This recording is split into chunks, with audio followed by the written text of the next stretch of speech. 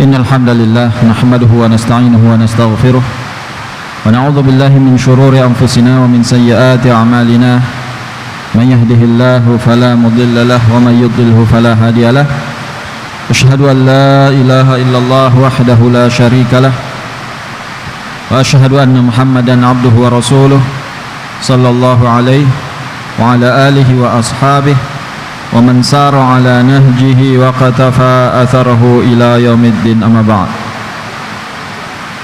فإن أصدق الحديث كتاب الله وخير الهدي هدي محمد صلى الله عليه وسلم وشر الأمور محدثاتها فإن كل محدثة بدعة وكل بدعة ضلالة وكل ضلالة في النار. معاشر المسلمين والمسلمات jemaah Masjid Al-Imam Asy-Syafi'i yang semoga senantiasa dirahmati dan diberkahi oleh Allah Subhanahu wa taala. Alhamdulillah, dengan izin Allah kembali kita berkumpul di salah satu rumah Allah Subhanahu wa taala ini. Walaupun dalam keadaan hujan lebat tentunya alhamdulillah, maka kita doakan semoga hujan ini adalah hujan yang bermanfaat. Allahumma shayyiban nafi'an. Dan juga salawat dan salam tentunya tidak lupa kita sampaikan kepada Rasulullah sallallahu alaihi wasallam, yang mana kita tentunya senantiasa berharap bisa berkumpul bersama beliau kelak nantinya di padang mahsyar, bisa minum dari telaga beliau, dan tiada lain caranya adalah dengan mengikuti petunjuk-petunjuk dan sunnah-sunnah Nabi sallallahu alaihi wasallam. Dan itulah tema yang menjadi pembahasan kita pada pertemuan kali ini, yakni masih seputar tahriduhu sallallahu alaihi wasallam ala luzumi sunnah wa targhib fi dhalik wa tarkil bid'ah wa tafarruq wal ikhtilaf wa tahdhir min dhalik. Kita sampai ke pembahasan yakni kitab Ushulul Iman, bab anjuran Nabi sallallahu alaihi wasallam, motivasi beliau agar kita terus memegang sunnah dan meninggalkan bid'ah, perpecahan, perbedaan, dan ancaman beliau akan hal tersebut. Dan kita sudah membaca beberapa dalil baik dari Al-Quran dan juga hadis Nabi sallallahu alaihi wasallam sampai kita kepada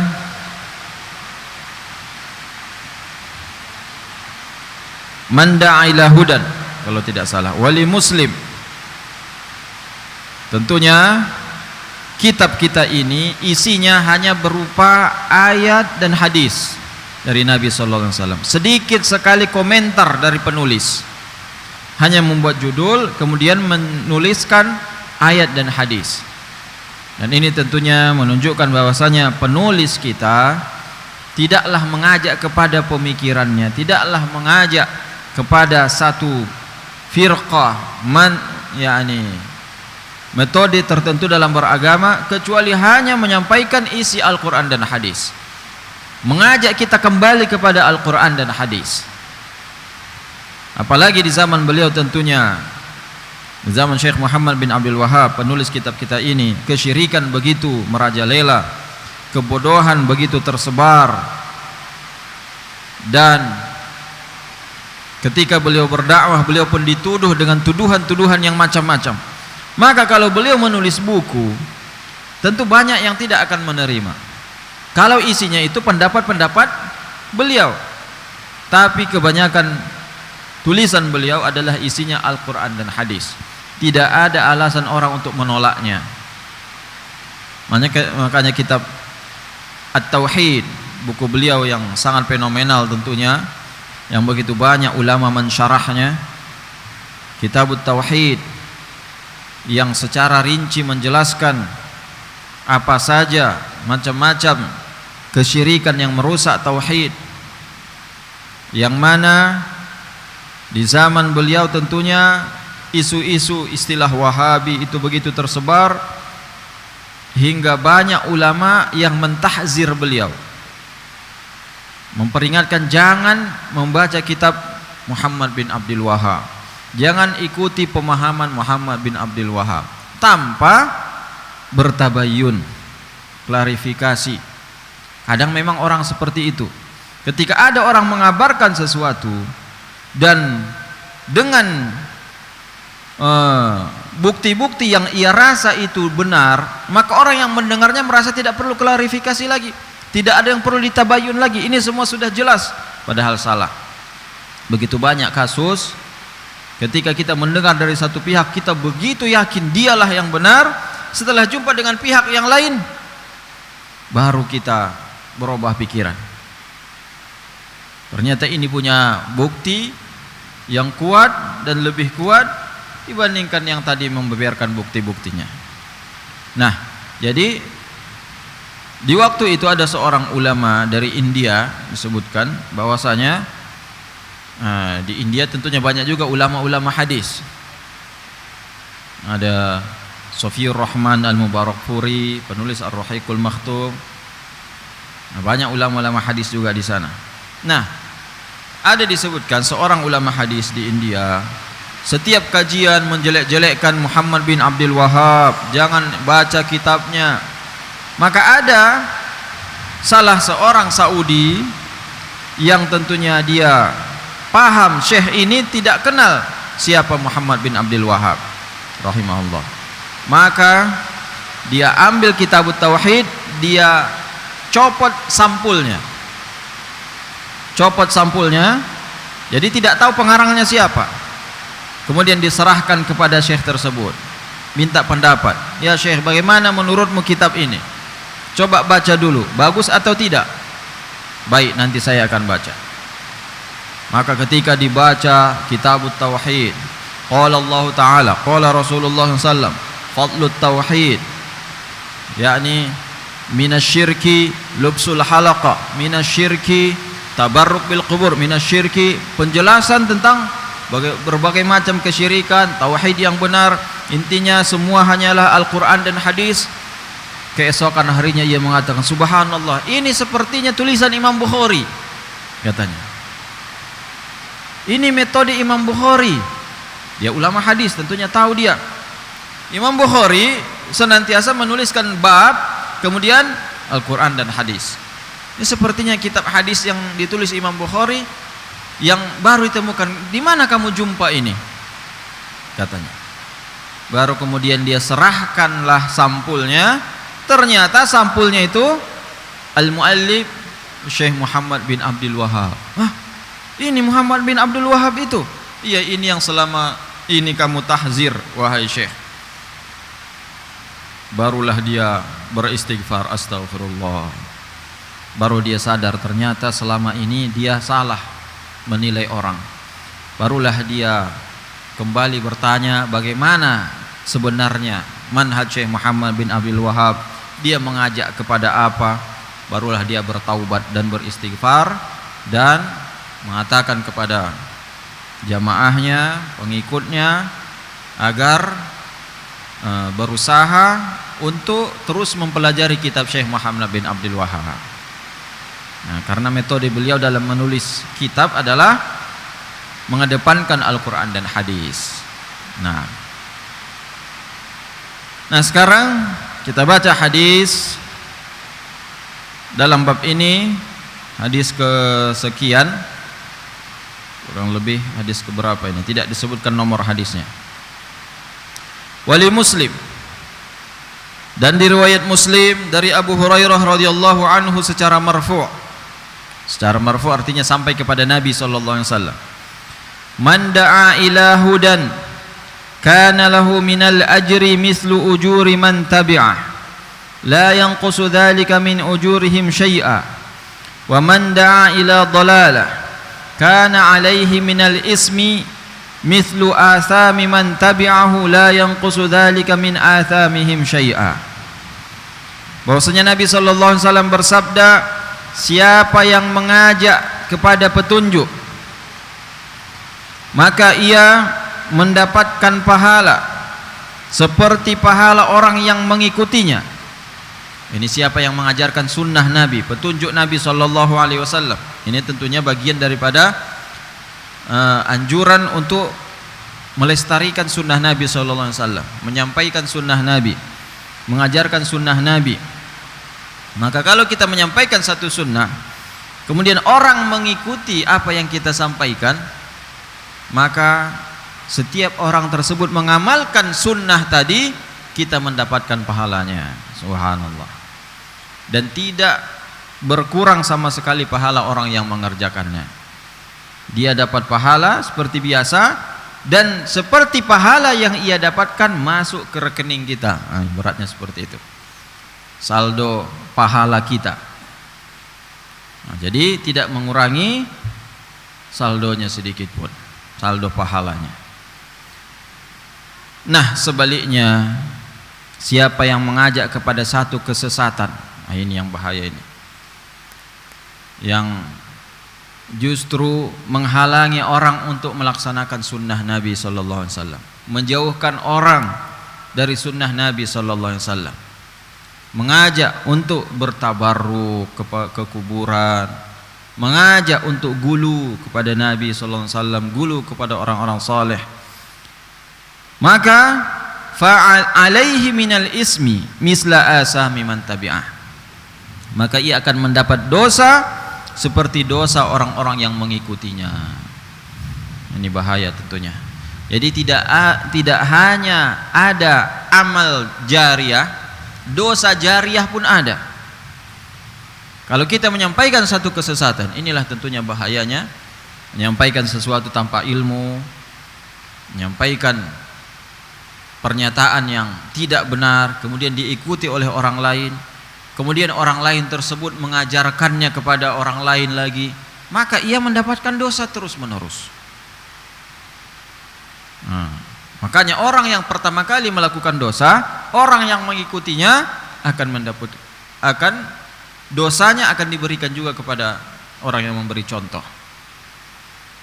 Makanya setiap ada orang membunuh di muka bumi ini, itu anaknya Nabi Adam yang disebut namanya siapa? Qabil.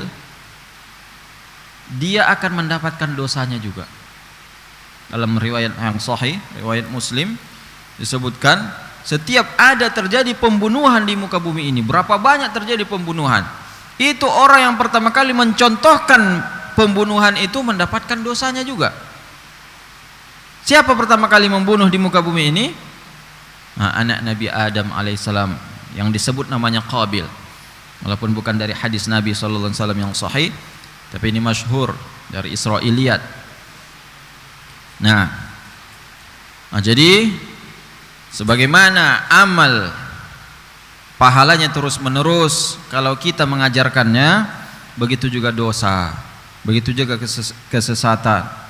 Kalau kita mengajarkan yang salah, kemudian dilakukan oleh orang lain, dan dia ajak orang lain lagi, diajarkan kepada orang lain lagi, maka dosa pun akan terus menerus mengalir kepadanya. Na'udzubillahi min dzalik. Baik. Walahu an Ibnu Mas'ud Al-Ansari radhiyallahu anhu qala jaa rajulun ila an-nabiy sallallahu alaihi wasallam qala innahu ubdi'a bi fahmilni faqala ma 'indi faqala rajulun ya Rasulullah ana adulluhu ala man yahmiluhu faqala Rasulullah sallallahu alaihi wasallam man dalla ala khairin falahu mithlu ajri fa'ilihi. Nah, ini masih semakna dengan hadis yang sebelumnya, yakni anjuran untuk mengajarkan sunnah Nabi sallallahu alaihi wasallam, yang mana kata Abu Mas'ud Al-Ansari, hadis riwayat Muslim, ada seseorang datang kepada Nabi sallallahu alaihi wasallam mengatakan, ya Rasulullah, kendaraanku yakni habis, aku tuh tidak punya kendaraan. Apakah karena kendaraannya hilang atau mati atau bagaimana? Maka ia minta kendaraan kepada Nabi sallallahu alaihi wasallam. fahmilni, beri aku tunggangan ya Rasulullah. Ya, ini dia seorang musafir, motornya mogok umpamanya, kemudian dia minta tolong, dan orang ini tentunya datang kepada Nabi Shallallahu Alaihi Wasallam minta hewan tunggangan. Maka Nabi mengatakan, ma indi, aku tidak punya apa-apa yang bisa kuberikan. Faqala rajulun, maka ada yang berada di sisi Nabi Shallallahu Alaihi Wasallam mengatakan, ya Rasulullah, aku akan membawanya kepada orang yang bisa memberikan dia tunggangan. Maka Rasulullah Shallallahu Alaihi Wasallam mengatakan, man dalla ala khairin falahu mislu ajri fa'ilihi. Siapa yang menunjukkan satu kebaikan, maka dia mendapat pahala seperti pahala orang yang mengerjakannya. Jadi orang ini tidak keluar modal sama sekali. Dia hanya perantara yang open donasi ibaratnya. Dia yang menggerakkannya. Dia ajak orang lain untuk bersedekah, maka ketika ada orang bersedekah, dia mendapatkan pahalanya. Subhanallah. Nah, jadi kita harus berlomba-lomba juga nih, kalau ada saudara kita, kawan kita, ikhwan kita yang membutuhkan bantuan umpamanya, nah, langsung buat grup umpamanya untuk open donasi. Siapa yang mau bersedekah, mau membantu, transfer ke nomor ini. Nah, kita yang membuat ide tersebut, insya Allah mendapatkan pahala. Berapa rekening yang masuk, 1 juta, 2 juta, walaupun umpamanya kita tidak ada bersedekah, atau kita hanya bersedekah 50.000 umpamanya, itu kita mendapatkan pahala sejumlah uang yang terkumpul tadi, karena kita yang menggerakkannya. Nah, jadi tentunya ini jadi motivasi kepada kita, dan ini sudah ada contohnya secara langsung. Dia hanya membawa orang tadi kepada muhsinin, yakni Nabi tidak bisa memberikan hewan tunggangan. Seseorang mengatakan, aku tahu ada orang yang bisa memberikannya. Maka beliau mengatakan, kalau begitu kamu akan mendapatkan pahala seperti yang ia dapatkan, karena kamu yang menunjukkan jalannya agar orang tersebut bersedekah. Nah, jadi banyak nanti di hari kiamat, kata Nabi SAW, ada orang yang heran, dapat, loh dari mana ini pahala sedekah sebesar ini, pahala sebesar ini, padahal dulu tidak pernah bersedekah. Ternyata itu hanya angan-angannya, tapi karena angan-angannya benar-benar, ya Allah, kalau aku punya harta 1 miliar, aku akan bangun sekolah Islam gratis. Bertekad dia, qadarullah, sampai meninggal nggak dapat uang 1 miliar. Tapi kalau benar tekadnya, di hari kiamat akan dia dapatkan pahala membangun sekolah gratis. Karena tekadnya tadi. Nah, begitu juga dengan pahala, karena kita yang memotivasi, kita yang mengajak, kemudian orang banyak bersedekah, berinfak ke masjid dan sebagainya, maka bisa jadi kita mudah-mudahan akan mendapatkan pahalanya di hari kiamat. Nah, apalagi mengajak kepada sunnah Nabi Sallallahu Alaihi Wasallam, mengajak untuk mengikuti manusia terbaik Nabi Muhammad Sallallahu Alaihi Wasallam. Maka siapa yang menunjukkan satu kebaikan, ia mendapatkan pahala seperti orang yang melakukannya. Hadis riwayat Muslim. Wa an Amr bin Auf radhiyallahu anhu marfu'an, man ahya sunnatan min sunnati qad umitat ba'di fa inna lahu minal ajri misla ajri man amila biha minan nas la yanqusu min ujurin nasi syai'a wa man ibtada'a bid'atan la yardaha Allah wa rasuluhu fa inna alaihi misla ithmi man amila biha minan nas la yanqusu min athamin nasi syai'a. Rawahu Tirmidzi wa hasana wa Ibnu Majah wa hadza lafzuhu. Yang mana Amr bin Auf radhiyallahu anhu mengatakan, secara marfu', yakni sampai kepada Nabi sallallahu alaihi wasallam. Bahwasanya Nabi sallallahu alaihi wasallam bersabda, siapa yang menghidupkan satu sunnah. Nah, ini lebih spesifik lagi. Kalau tadi secara umum kebaikan, kalau kita mengajak orang berbuat baik, orang melakukannya, kita dapat pahala. Ini secara khusus sunnah Nabi sallallahu alaihi wasallam. Siapa yang menghidupkan satu sunnah min sunnati, dari sunnah-sunnahku, qad umitat ba'di, yang telah mati setelahku, yakni sunnah tersebut sudah ditinggalkan. Apa contohnya kira-kira? Ya, siwak. Masya Allah. Siwak udah ditinggalkan, kemudian kita hidupkan, kita contohkan, kemudian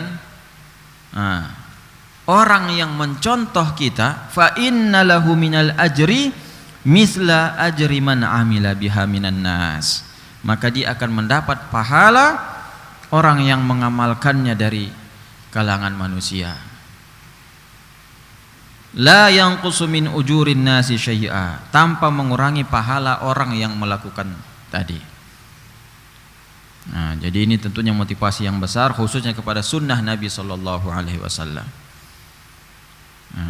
Jadi kita untuk mendapatkan keutamaan yang besar ini tentunya kita perlu belajar lebih banyak lagi. Belajar sunnah Nabi sallallahu alaihi wasallam. Kalau kita sudah tahu satu sunnah Nabi sallallahu alaihi wasallam dan kita melihat kebanyakan orang tidak melakukannya, maka mari kita hidupkan lagi sunnah tersebut. Kita hidupkan sunnah itu. Kalau orang ada yang termotivasi dengan perbuatan kita, maka kita mendapatkan pahala dari orang-orang yang melakukannya. Kita tidak berbuat apa-apa, kita tidak berdakwah dengan lisan, tapi hanya melakukannya dengan perbuatan. Kemudian orang melihat kita, kemudian ia pun melakukannya. Maka tentunya orang yang mencontohkan tadi akan mendapatkan pahala yang berlipat-lipat.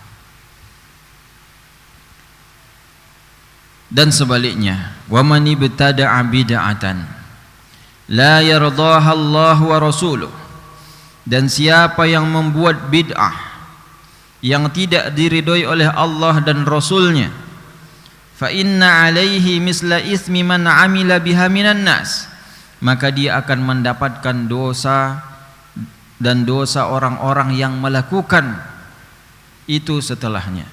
La yanqusu min athamin nasi syai'a, tanpa mengurangi dosa-dosa orang yang melakukannya. Nah, jadi tidak hanya pahala, dosa juga seperti itu. Tidak hanya sunnah Nabi sallallahu alaihi wasallam yang mendapatkan pahala berlipat-lipat, bid'ah juga mendapatkan dosa berlipat-lipat. Maka tentunya betapa banyak dosa orang yang melakukan bid'ah maulid, yang melakukan bid'ah zikir berjamaah, melakukan bid'ah yakni tahlilan setelah orang meninggal dunia, yang sampai dianggap itulah sunnah, selain itu menjadi bid'ah. Maka tentunya betapa banyak dosa yang ia lakukan, dan dia merasa dia telah berbuat baik. Makanya Al-Hasan Al-Basri mengatakan, bid'ah sangat disenangi oleh iblis dibandingkan maksiat. Iblis lebih senang, dan tentunya iblis, setan, senang melihat orang bermaksiat. Tapi kalau ada orang berbuat bid'ah, lebih senang lagi. Kenapa? Karena iblis, yakni kata Hasan Al-Basri, iblis mengatakan, yakni kalau bid'ah dia tidak akan bertaubat darinya. Adapun maksiat, bisa jadi orang tersebut akan bertaubat nanti, maka dosanya akan terhapus.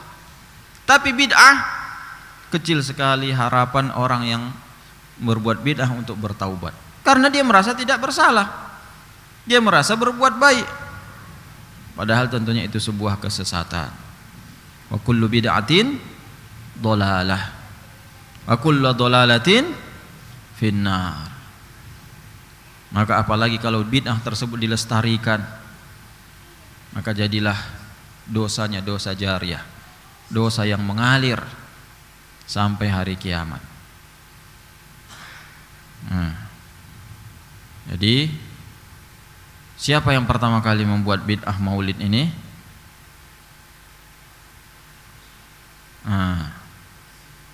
Ahli sejarah sepakat, bahkan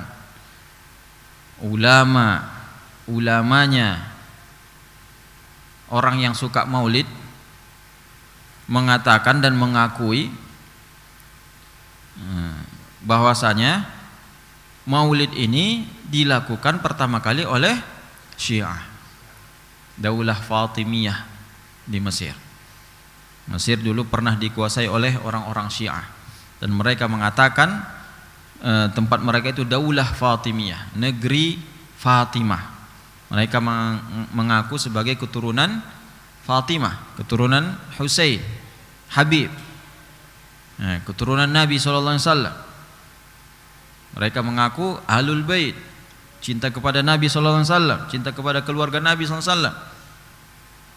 Kemudian mereka merayakan, disebutkan waktu itu di Mesir ada kurang lebih 12 perayaan setahun.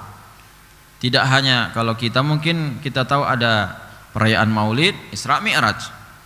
Kalau dulu ada perayaan Maulid Nabi, ada perayaan Maulidnya Husain, perayaan Maulidnya Fatimah, perayaan Maulidnya Ali, kemudian acara haul mengenang wafatnya Nabi, mengenang wafatnya Husain, hari Asyura, 10 Asyura, mengenang wafatnya Fatimah, kurang lebih sampai ada 12 perayaan. Sampai kemudian Salahuddin Al-Ayyubi berkuasa setelah meninggal pamannya Asaduddin Syirkuh. Maka Salahuddin Al-Ayyubi, seorang ahlu sunnah tentunya, ia pun menghilangkan semua perayaan tersebut. Nah, disebutkan beliau untuk mengurangi ketidaksenangan tentunya orang-orang Syiah yang sudah ditaklukkannya, maka dia menyisakan satu perayaan. Sudah, perayaan ini nggak apa-apalah, lanjutkan, yaitu perayaan Maulid Nabi sallallahu alaihi wasallam. Jadi dikatakanlah Salahuddin Al-Ayyubi orang yang pertama kali membuat Maulid Nabi, bukan.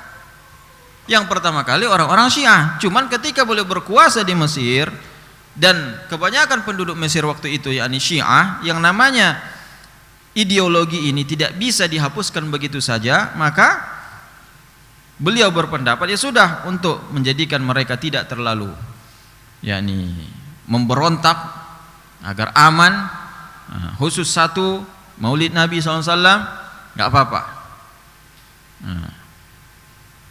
Maka tentunya Salahuddin Al-Ayyubi bukan seorang ulama, beliau seorang pemimpin, dan kalaupun dikatakan beliau orang yang sudah membebaskan Baitul Maqdis, maka tentunya beliau orang yang sangat berjasa, yang memimpin kaum muslimin menang di perang salib. Tapi beliau bukanlah ulama yang menjadi rujukan. Tidak dibenarkan pendapat beliau yang mengatakan yakni hal tersebut. Artinya Maulid Nabi nggak apa-apa, selain itu nggak boleh. Tetap yang menjadi rujukan kita adalah hadis Nabi sallallahu alaihi wasallam. Kembali kepada as-salafus salih, ulama manapun, karena katanya kebanyakan tentunya kaum muslimin menganggap kalau khilaf di antara para ulama bebas kita memilih salah satu pendapat. Nah, kalau seperti itu terjadilah kejadian yang viral kemarin. Ada seorang santriwati tiba-tiba hamil. Ketika ditanya sama orang tuanya, rupanya sudah nikah dengan pimpinan pondoknya. Loh, apa boleh seperti itu? Iya, dalam mazhab Hanafi boleh nikah tanpa wali. Masya Allah. Kalau berdalil dengan khilaf, maka berarti ya bisa dibolehkan semuanya. Minum tuak halal, karena ada mazhab Hanafi juga mengatakan yang haram itu adalah minum yang terbuat dari anggur dan kurma saja. Selain terbuat dari anggur dan kurma tidak dikatakan khamar. Berarti tuak yang dari air nira, air kelapa, halal dong. Nah, artinya kalau kita mencari, yakni berdalil dengan khilaf di antara para ulama, kemudian boleh kita ambil mana yang kita mau, maka susah kita beragama. Maka akan banyak orang melakukan maksiat dengan dalil khilaf di antara para ulama. Maka masalah maulid ini tentunya walaupun ada khilaf, ada Ibnu Hajar mengatakan boleh, kalau tidak ada gulu, tidak ada sikap berlebihan, maka kembali kita kepada pemahaman salafus saleh, pemahaman para sahabat Nabi. Apakah ada di antara mereka yang melakukan hal tersebut? Maka kalau tidak ada, ya sudah, tinggalkan. Kalau tidak, kalau kita ikut melestarikannya dan orang termotivasi untuk melakukannya karena kita ikut andil, maka kita akan mendapatkan dosa terus menerus. Nah, hadis riwayat Tirmidzi wa hasanahu wa Ibnu Majah wa hadza lafzuhu. Wa an Ibnu Mas'ud radhiyallahu anhu annahu qala kaifa antum idza labisatkum fitnah yarbu fiha as-saghir wa yahrumu fiha al-kabir wa tattakhidhu sunnah yajri an-nasu 'alayha fa idza ghayyara minha syai' qila turikat sunnah qila mata dzalika ya Aba Abdurrahman qala idza kathura qurra'ukum wa qalla fuqaha'ukum wa kasurat amwalukum wa qalla umana'ukum wal tumisatid dunya bi'amalil akhirah wa tufaqqiha li ghairid din. Rawahu Darimi. Nah, ini sekarang kita membaca asar, tidak lagi ucapan Nabi sallallahu alaihi wasallam tetapi ucapan para sahabat Nabi sallallahu alaihi wasallam. Ibnu Mas'ud berkata, siapa ini Ibnu Mas'ud? Nah, sedikit kita jelaskan. Tentunya Ibnu Mas'ud adalah ulamanya para sahabat. Ibnu Mas'ud orang yang direkomendasikan oleh Nabi sallallahu alaihi wasallam agar para sahabat belajar kepadanya. Yang mana Nabi sallallahu alaihi wasallam pernah bersabda, khudul Quran min arba. Pelajarilah Al-Quran dari 4 orang.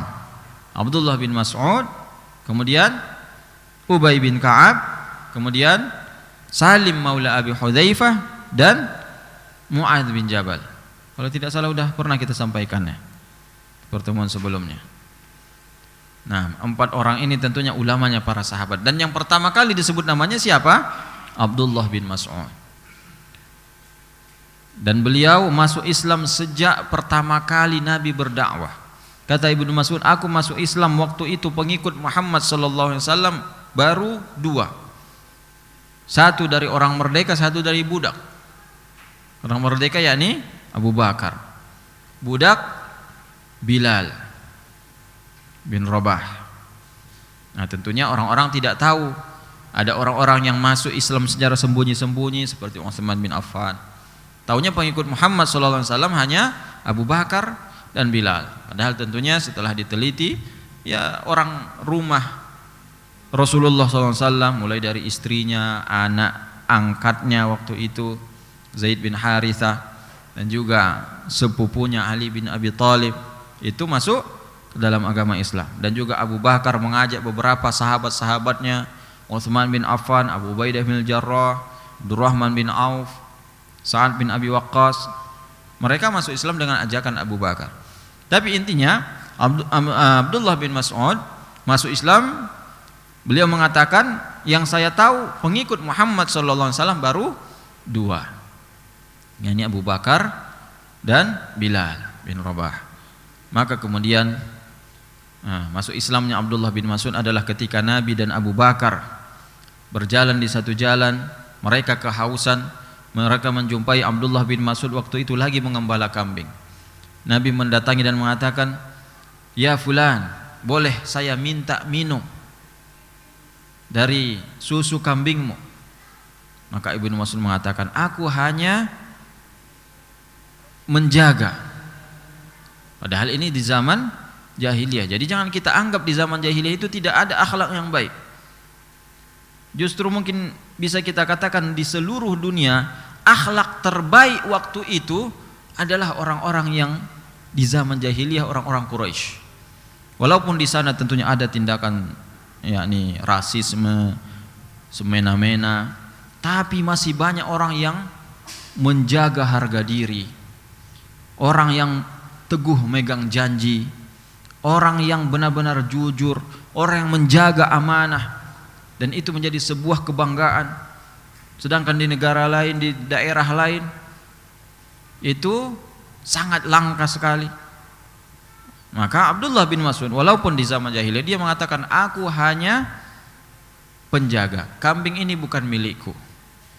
Maka Rasulullah SAW takjub dengan amanahnya dan mengatakan, baiklah, kalau begitu boleh saya coba perah kambing yang tidak lagi mengeluarkan susu. Ada, kata Abdullah bin Mas'ud. Maka dibawakan seekor kambing yang sudah tidak keluar lagi susunya, sudah kurus. Nabi kemudian mengucapkan bismillah, dan keluarlah air susu yang begitu banyak. Mereka tampung hingga akhirnya Abu Bakar minum, Nabi SAW minum, dan Abdullah bin Mas'ud pun minum. Dan barulah beliau mengatakan, benarlah, kamu ini bukan manusia biasa, kamu adalah Rasulullah. Asyhadu annaka Rasulullah, asyhadu an la ilaha illallah wa annaka Rasulullah.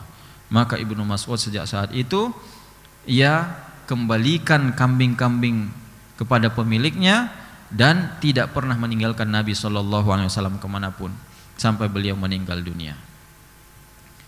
Dan Ibnu Mas'ud ini orangnya kurus, betisnya kecil. Pernah satu saat beliau naik pohon korma, maka para sahabat melihat betis Ibnu Mas'ud, mereka tertawa. Nah, saking kecilnya betis Ibnu Mas'ud. Ya mungkin ya, masa ada betis kayak gitu, kayak tebu. Nah, kurang lebih seperti itulah. Tapi Nabi SAW membela, mengatakan, kenapa kalian tertawa? Kalian menertawakan betis Ibnu Mas'ud, demi Allah betisnya lebih berat dari gunung Uhud di sisi Allah Subhanahu wa taala. Walaupun kecil-kecil seperti itu. Karena selalu dipakai ke dalam kebaikan, dakwah, jihad fi sabilillah.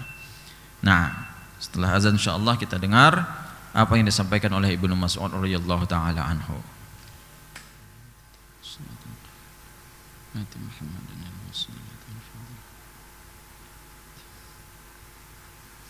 Nah, Ibnu Mas'ud mengatakan, kaifa antum idza labisatkum fitnah? Bagaimana nanti kalian kalau fitnah yakni memakai kalian, yakni tidak meninggalkan kalian. Yarbu fiha shaghir, yang tumbuh anak kecil dengannya. Wa yahrumu fiha al-kabir, dan sampai tua orang senantiasa bersama fitnah tersebut. Wa tuttakhadhu sunnah yajri an-nasu 'alaiha, dan dijadikanlah satu sunnah yang semua orang melaksanakannya. Fa idza ghayyira minha syai', jika dirubah, qila turikat sunnah, maka akan dikatakan sunnah ditinggalkan. Qila mata dzalika ya Abu Abdurrahman, kapan itu wahai Abu Abdurrahman? Yani ini kunyah dari Abdullah bin Mas'ud. Qala idza kathura qurra'ukum wa qalla fuqaha'ukum wa kathurat amwalukum wa qalla umana'ukum wal tumisatid dunya bi'amalil akhirah wa tufuqqiha li ghairid din, rawahu ad-Darimi. Wal hadis hasan li ghairihi aw sahih li ghairihi, qala Syekh Al-Albani rahimahullahu taala. Yang mana Ibnu Mas'ud mengatakan akan ada fitnah yang tidak lepas dari manusia. Fitnah apa yang dimaksud fitnah di sini? Nah, fitnah tentunya cobaan. Fitnah, ada fitnah syubhat dan fitnah syahwat. Fitnah syubhat yakni itu terkait dengan keyakinan, terkait dengan pemahaman terhadap agama. Ya ini bid'ah. Itu fitnah syubhat. Fitnah syahwat tentunya kita tahu bagaimana harta, wanita dan sebagainya. Maka akan ada fitnah seperti itu nanti di akhir zaman, yang memang sejak kecil manusia tumbuh dengannya, dan sampai tua pun seperti itu. Maka tentunya bisa jadi wallahu alam ya ini seperti zaman sekarang, orang mulai kecil sudah tumbuh dengan bid'ah, yakni dengan adat istiadat yang sudah dilakukan oleh nenek moyangnya turun temurun. Dan kalau ada orang yang meluruskannya, apa katanya? Turikat sunnah, malah dituduh telah meninggalkan sunnah.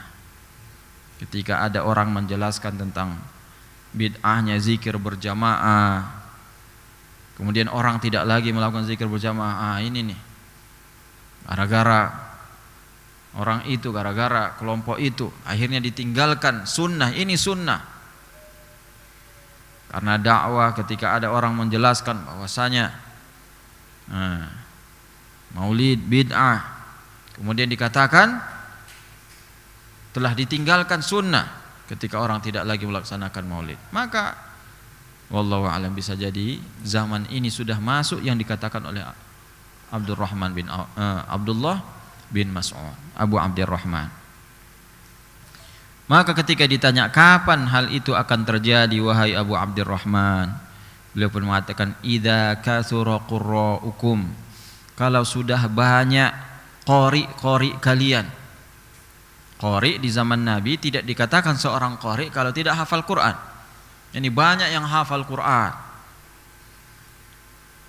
Wa qalla fuqaha'ukum, tapi sedikit yang paham agama. Masya Allah, di zaman sekarang tentunya orang berlomba menghafal Al-Quran. Banyak sekali yang dulunya, masih ingat saya waktu kecil tentunya mendengar Imam Syafi'i hafal Quran umur 7 tahun. Kita menganggap itu mustahil, bagaimana umur 7 tahun bisa hafal Quran. Tapi zaman sekarang ternyata ada di zaman kita banyak anak-anak yang umur 7 tahun sudah hafal Al-Quran. Kemudian alhamdulillah, tentunya ini suatu hal yang baik, banyak orang menghafal Al-Quran. Tetapi justru banyak orang menghafal Al-Quran tapi tidak memahami kandungannya. Qalla fuqaha'ukum, banyak hafal Quran tapi sedikit yang faqih, yang paham agama. Apalagi zaman sekarang ada MTQ diperlombakan, jadi banyak orang menghafal Al-Qurannya untuk lomba. Di kampung ada juga kawan bercerita ya seperti itu, dia seorang yang hafal 30 juz, ikut lomba setiap tahun MTQ dari kontingen daerah ini, dari daerah ini. Nah tentunya MTQ ini ada masa umurnya sampai umur 35 tahun umpamanya. Lewat 35 tahun tidak lagi bisa ikut.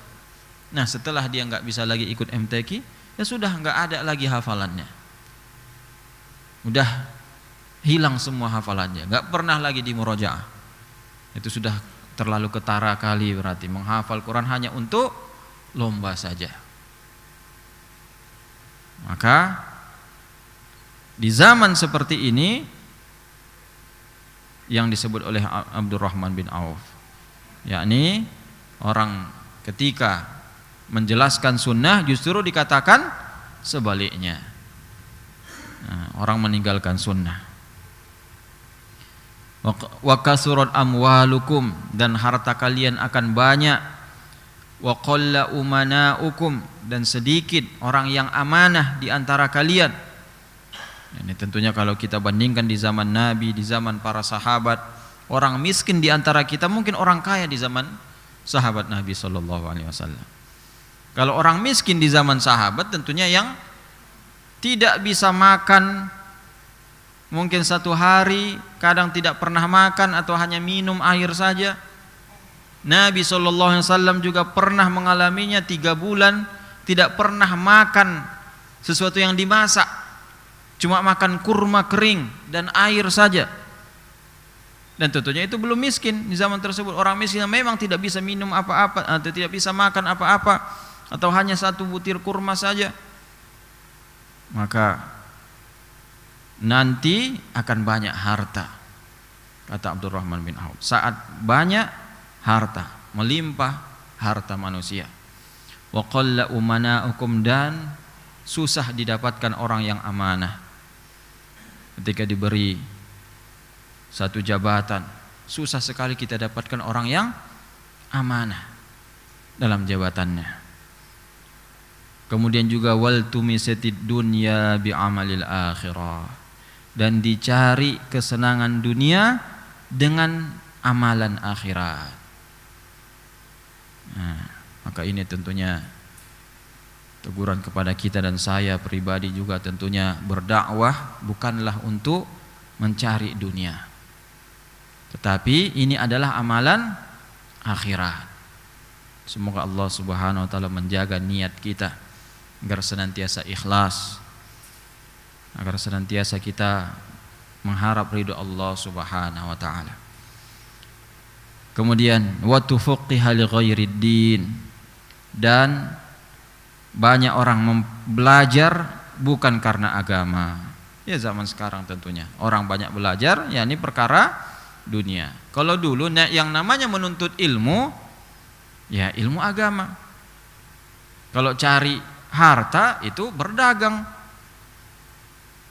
Nah, kalau sekarang nuntut ilmu itu ya kalau dibandingkan orang yang belajar ilmu umum, tentu mungkin yang belajar agama hanya 1% saja dari 100%. Maka tentunya saat-saat seperti itulah nanti manusia akan menganggap yang bid'ah justru sunnah, yang sunnah justru bid'ah. Hadis riwayat Ad-Darimi. Jadi ini sudah dijelaskan oleh Ibnu Mas'ud. Walaupun ini bukan perkataan Nabi, perkataan Ibnu Mas'ud, tentu beliau tidak mungkin berkata hal-hal gaib yang akan terjadi. Tidak mungkin beliau menyampaikan dari pendapat beliau sendiri. Maka ini bisa dikatakan hadis mauquf bi hukmil marfu'. Yani marfu' hukman dalam ilmu istilah hadis. Ada hadis mauquf itu ucapan sahabat Nabi, bukan ucapan Nabi, ucapan sahabat Nabi. Tapi kalau ucapan sahabat tersebut terkait dengan kejadian akhirat atau kejadian hal-hal gaib, maka mustahil sahabat mengarang-arangnya. Maka jadilah dia mauquf walaupun dia tidak mengatakan saya dengar Nabi bersabda, tapi itu sudah dihukumi bersumber dari Nabi sallallahu alaihi wasallam. Nah, baik. Kita lanjutkan sedikit lagi. Wa an Ziyad bin Hadir radhiyallahu anhu qala li Umar radhiyallahu anhu, hal ta'rifu ma yahdimul Islam? Qultu la. Qala yahdimuhu zallatul alim wa jidalul munafiq bil kitab wa hukmul a'immatil mudillin. Ziyad bin Hudair radhiyallahu anhu mengatakan, Umar berkata kepadaku, tahu kamu apa yang menghancurkan Islam? Tidak, kata Ziyad, dia seorang tabi'in. Maka Umar mengatakan, yahdimuhu zallatul alim. Yani Islam ini dihancurkan oleh ketergelinciran seorang alim. Ketergelinciran dalam apa? Yani salah fatwa. Memang ketergelinciran yang namanya manusia pasti ada salahnya. Tapi tentunya seorang ulama adalah panutan. Harus benar-benar berusaha jangan sampai salah. Lihat kenapa orang susah dibilang akan haramnya musik. Karena mereka berpendapat dengan perkataan seorang ulama. Dan itu zallah. Yani kesalahan yang tentunya dibandingkan kebaikannya itu tidak terhitung. Yani kesalahan tersebut kecil, yakni sebuah ketergelinciran. Tapi dengan begitu akhirnya orang berpegang dengan ucapannya, ketergelincirannya. Maka Islam ini kata Umar bin Khattab, ya hancur gara-gara itu. Dengan zallatul alim. Walaupun ini bukan kesalahan orang alim tersebut, tapi kesalahan orang yang mengikutinya. Nah, kita tahu banyak sekali kerusakan-kerusakan karena namanya agama ini adalah mengikut. mengikut hadis Nabi, mengikut fatwa para ulama. Maka kalau seorang ulama salah berfatwa akan langsung dilaksanakan oleh orang-orang yang jahil. Dan kebanyakan manusia tentunya adalah jahil, bukanlah seorang ulama. Makanya tentunya harus benar-benar berhati-hati seorang yang bicara tentang ilmu, berusaha jangan sampai salah.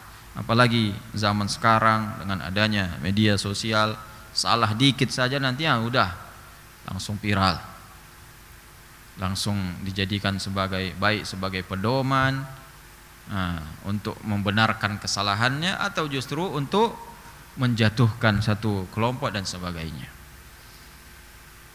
Zallatul alim wa jidalul munafiq bil kitab, dan berbantahnya munafik dengan kitabullah, dengan Al-Quran.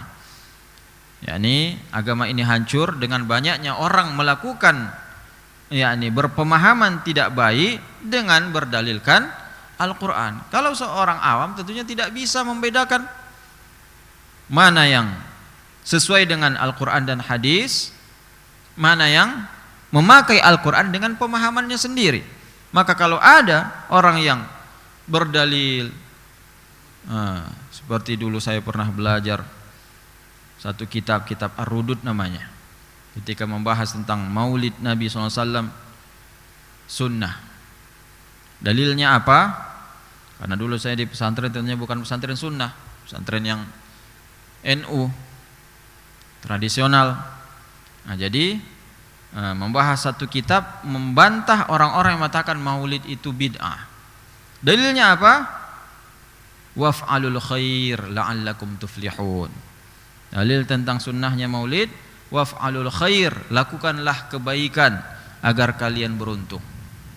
Apa hubungannya dengan maulid? Ini kebaikan ya. Mereka mengatakan ya tentunya di situ adalah isinya kebaikan, bicara tentang sirah Nabi, memberi makan orang. Maka itu memakai dalilnya dari Al-Quran. Maka tentunya jidalul munafik bil Quran, ya orang-orang seperti ini, kata Umar bin Khattab, yang menjadikan Islam tidak berkembang, Islam hancur. Ini seorang munafik berdalil dengan Al-Quran, berjidal, berbantah, membantah pendapat yang benar dengan Al-Quran yang ia pahami dengan pemahamannya sendiri, bukan berlandaskan pemahaman as-salafus salih, para sahabat Nabi, para tabi'in, tabi'ut tabi'in. Makanya tidak cukup kita berpedoman dengan Al-Quran dan Sunnah, haruslah berpedoman dengan Al-Quran dan Sunnah dengan pemahaman salaful ummah, generasi terbaik dari umat ini, yakni sahabat, tabi'in, dan tabi'in. Setelah itu tidak ada jaminan seseorang benar. Nah, dan juga wa hukmul a'immatil mudillin, dan hukum imam-imam yang sesat, pemimpin-pemimpin yang sesat. Pemimpin di sini termasuk tentunya pemimpin agama. Hukum yang diterapkan oleh imam-imam yang sesat ini salah satu penyebab agama ini hancur. Ketika salah berfatwa, salah menjawab. Fatwa, apa itu fatwa? Ketika ditanya suatu permasalahan agama, kemudian kita jawab, itu sudah dikatakan fatwa. Menjawab satu permasalahan dalam hal agama. Maka pemimpin-pemimpin yang sesat yang di zaman ini tentunya kita lihat ya, banyak sekali organisasi-organisasi yang pemimpin-pemimpinnya yang dijadikan sebagai majelis ulama, yang tentunya mereka berhukum, memberi fatwa dengan yakni wallahu alam, ya secara zahir kita lihat tentunya tidak berlandaskan Al-Quran dan Sunnah, tapi berlandaskan bagaimana membenarkan apa yang mereka lakukan, membenarkan pemahaman kebanyakan orang, kebanyakan kaum muslimin, dengan alasan toleransi lah, dengan alasan modernisasi agama lah dan sebagainya. Ilallahil mustaka, maka kepada Allah Subhanahu wa taala tempat kita mengadu, bertawakal.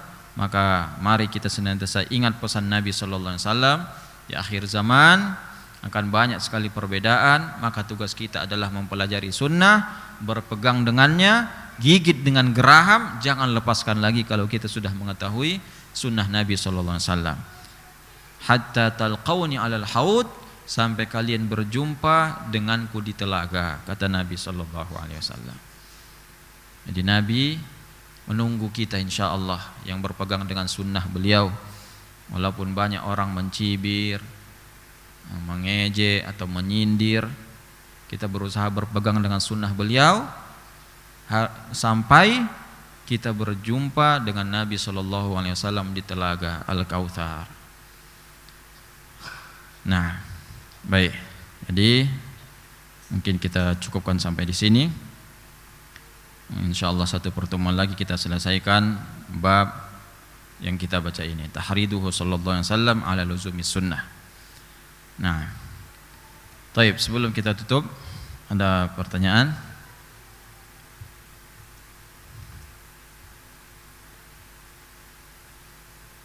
Baik, kalau tidak ada lagi kita akhiri pertemuan kita dengan doa kafaratul majlis. Subhanakallahumma bihamdik asyhadu an la ilaha illa anta astaghfiruka wa atubu ilaik. Wa sallallahu ala nabiyyina Muhammad walhamdulillahi rabbil alamin. Wassalamu alaikum warahmatullahi wabarakatuh.